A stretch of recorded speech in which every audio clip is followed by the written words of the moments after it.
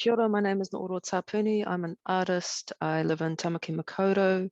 I work between stone, painting, and interactive technologies. Self-portraits and other is an interactive installation that maps the movement of the viewer onto two projected self-portraits of myself. The doubled or coupled form is framed in an understanding that self is other. However, the notion of other is taken from a Mangaian understanding of other, which is tetai, as in another, as opposed to care or to care, to stand in difference. Okay, so the othering is an extension of oneself as opposed to a complete difference or separation of oneself.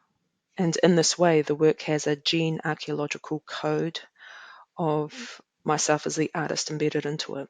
The hybrid animal form couples my facial features with an ape. And paradoxically, the ape presents the animal as ancestor, as other, and yet a connected same, as in tetai. And the image also draws on the negative connotations associated to the brown body or brown face in this case, which is to care, which stands in difference. So the animal stands in difference through that kind of lens and period with the hierarchy of man and that kind of distinction between Europeans and indigenous cultures. So it kind of draws on that twofold understanding. My ancestor as in my other, or I'm connected to that, and but also that notion of animal or that notion of connection is kind of positioned in a way where we are completely othered and below human. The head itself is sacred. In both File Corrupted and Self-Portrait as Other, the body is taken away, the head is taken away from the body. And in this way, it becomes inhuman. So both portraits are separated from a body and are suspended in digital space, as well as placed in a darkened physical space. The activation of the paired heads simultaneously dissolves matter to pixelated flux, just as form is coupled with the omnipresence of energy in the Mangaian cosmological narratives. The color reduction of the portrait of the artist reduces the head to surface. I play a part in the control mechanism that determines the relations at play in the interactive work, in self-portrait as tetai and other. However, the form, the double portrait, and I suppose the active live work is determined by the viewer participant. So it's the viewer who controls the states of the portraits by scattering or reassembling fragments of these portraits.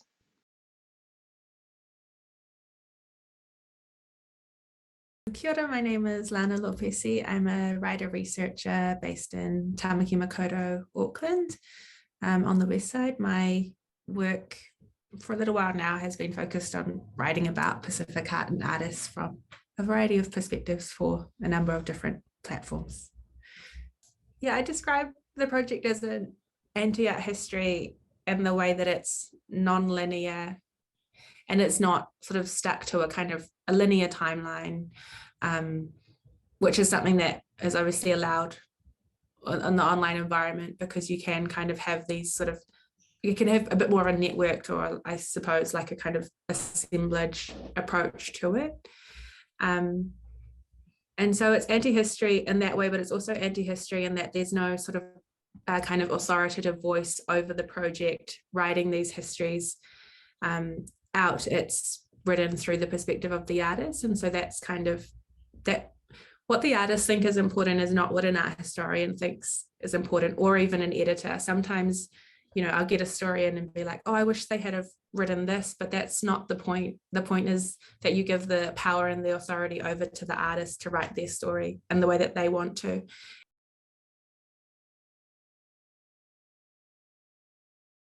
I think Vā, the notion of Vā, which is a relational, well, there's many different interpretations of it, but to put it crudely, I suppose it's a notion of relational space found indigenous to many different parts of the Pacific. That is found in so many different ways, in so many different artist practice. And I think within the Legacy Project, you see that very clearly in the way in which people call on those networks. It's actually very hard for a lot of these artists to write about their history in a sort of singular, isolated way. And so they're constantly calling out to the networks and various communities and groups and other artists that they've worked with. And that kind of information is really hard to know unless you were there at the time or you're also a part of those networks and those communities. And so as someone who's sort of working on this art history project as perhaps a third wave of a Pacific arts kind of, or a third generation of this history, knowing that relational web is actually really important to understanding how our arts communities have made work and continue to make work. And with this younger generation of artists, I find that they don't use necessarily words like "vā" to describe these things, but they talk about notions of care a lot. They talk about their friends, all of these relationships which lie underneath the work, but the work wouldn't exist without those relational webs. And so, I mean, I think that exists for art communities everywhere. But with these artists, they never talk about their art without talking about those relational webs. Mangaian is part of the Cook Islands archipelago. It's the second largest island in the Cook Islands group, and it is actually one of the most ancient islands, so oldest islands in the Pacific. And my family come from Mangaian, so my maternal side, my mother's side of the family are Mangaians, and we're from Iwiroa, so it's one of the 3 villages in Mangaian. Probably the best thing to do in terms of talking about the Mangaian cybernetic continuum or the relationship between Mangaian and cybernetics is probably to talk about cybernetics first. So I went fishing one day and I was reading Norbert Wiener's book on cybernetics and the relationships between animal and man, and how cybernetics exists in kind of animal systems or relationships between animals, and in kind of things that humans do, I suppose, like everyday conversation. And so he was just kind of unpacking this notion of cybernetics through a kind of a human or everyday lens. And he got to a point where he was kind of slightly referring to a sense of spirituality, and he said, well, no, it's not possible to have that link between or that our relationship to a sense of spirituality is kind of a cybernetic continuum. It might be, but it's not. So that was just kind of his take on it. And when I read that, I thought, well, actually, is it possible?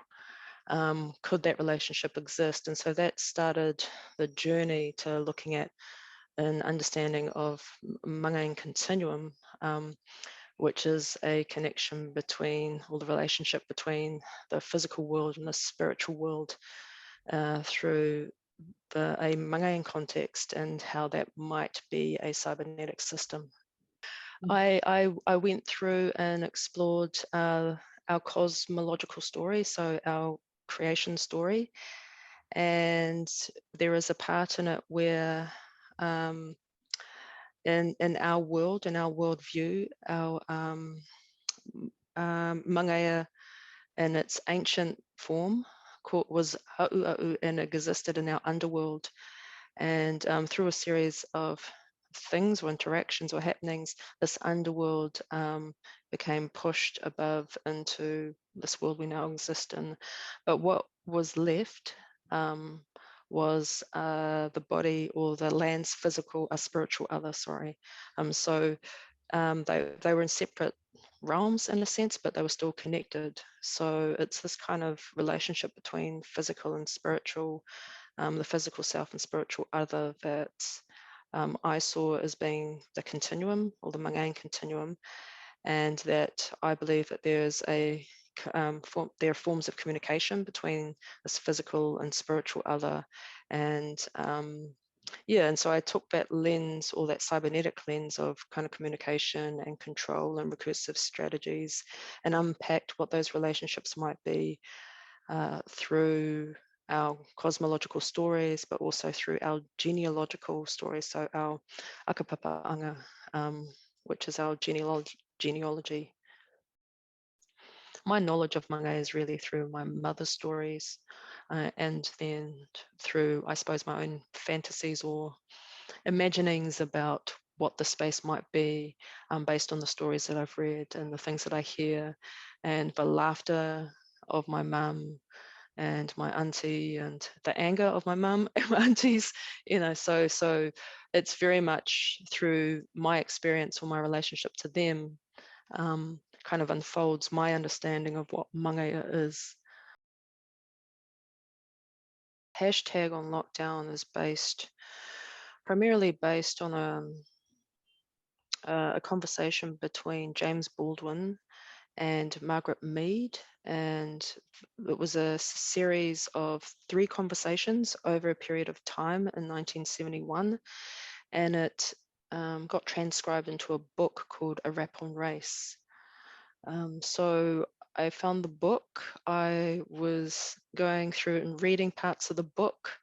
I got a little bit bored with reading, so I Googled it and then found an audio track. And then I was cross comparing the audio track that I found with the book itself. And what I found with the book, for me personally as a reader, it just missed a lot of information. Baldwin's squeal or his high-pitched voice, or the pauses between in the conversation, or Mead kind of interrupting Baldwin continuously. Like, there were a lot of things that were in the audio that you couldn't capture in the text. And so I was really drawn to that.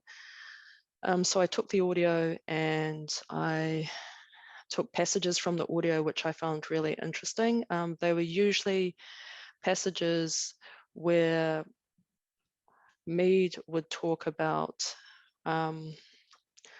well, where the conversation would be around white supremacy, but Mead would be acknowledging the power that she experienced as a white woman in the Pacific.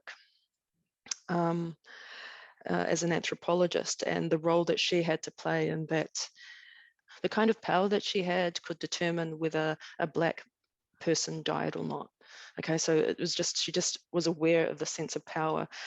So I was really I was drawn to that. I was drawn to certain things that she said. Like, one statement she said was, Polynesians are people everybody thinks is beautiful, but if you look at them closely, they're not really the most beautiful people in the world. They're, so there were just these little statements that would slightly irk me.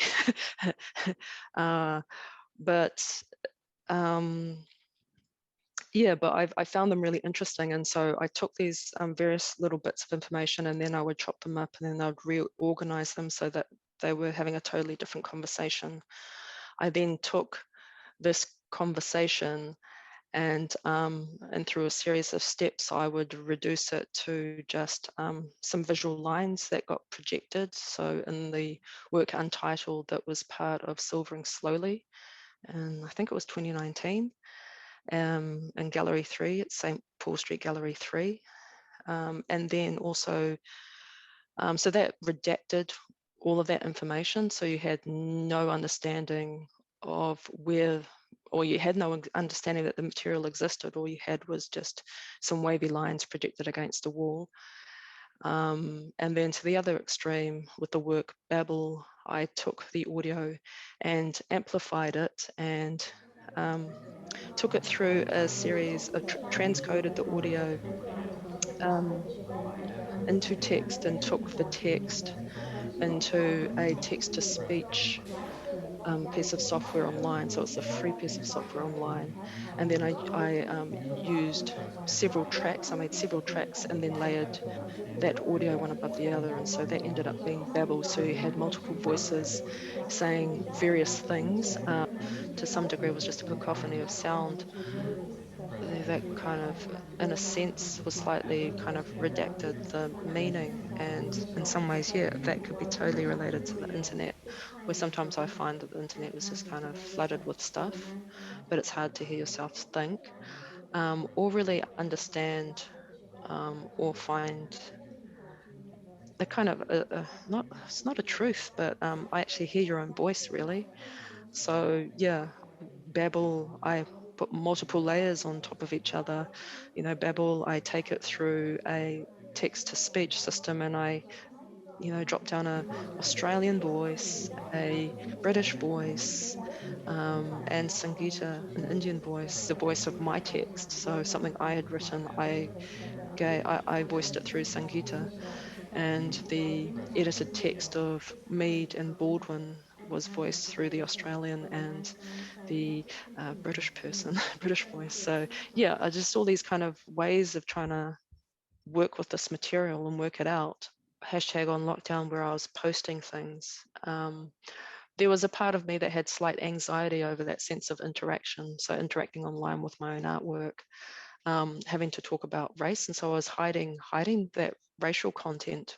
Really, I was highlighting it, but there was a part of me that um, didn't want to talk to it, because I don't think I want to have to justify or defend myself, because I've already been through so much shit, if that makes sense. It's yeah, so it's that, it's that protective layer. It's yeah, it's that I have to deal with this bullshit on a daily basis. I go into my supermarket and I get followed around like I'm a thief. I go into a chemist and I'm followed around like a thief.